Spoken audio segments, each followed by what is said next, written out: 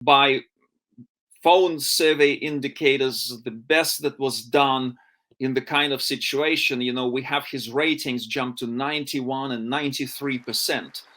And the reason is very simple. He is completely in sync again with the prevalent mood of the people, which is, they don't want Russia to rule. They don't want the kleptocratic autocracy of Putin to descend on them and impose tyranny. They basically say, we will win or die. And that's exactly his view. When he posted that famous video, he gathered with all the cabinet members and he said, I am here, which in Ukrainian is tut. I am tut. Prime Minister is tut. My chief assistant is tut. The interior minister is tut. And, it was just such a calm, but such a courageous statement. And when the president of the United States is offering Zelensky to evacuate him, he replies, I need weapons, I don't need a ride. So you basically have a person who is one with the people and completely represents the mood of society. Zelensky is a Russian speaker. He's Jewish. How does the Kremlin view him when they say they're going into Ukraine to rid the country of Nazism? How do they actually view President Zelensky?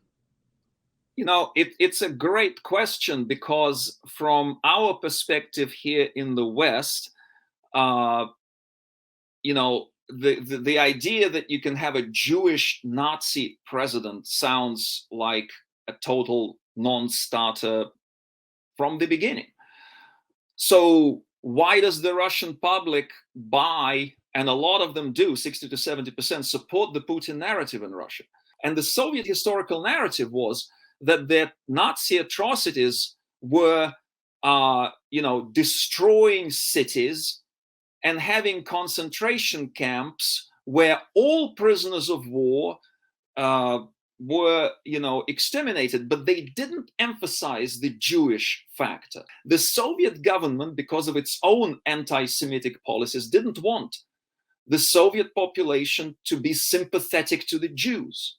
So, for instance, in Kyiv, there is a memorial to one of the biggest scenes of Nazi atrocities against the Jews, the Babin Yar, where by some count 150 to 180,000 Jews were exterminated by Hitler's troops. And in the Soviet times, there wasn't a big deal about it. They kind of built a park, and there was a plaque, and it said, this is a memorial to Soviet soldiers, workers, sailors, farmers who were killed by the Nazis. They didn't say that this was the specifically targeting the Jewish population. So it's understandable to me why people don't connect Zelensky's Jewishness with the Kremlin lie about Zelensky being a Nazi.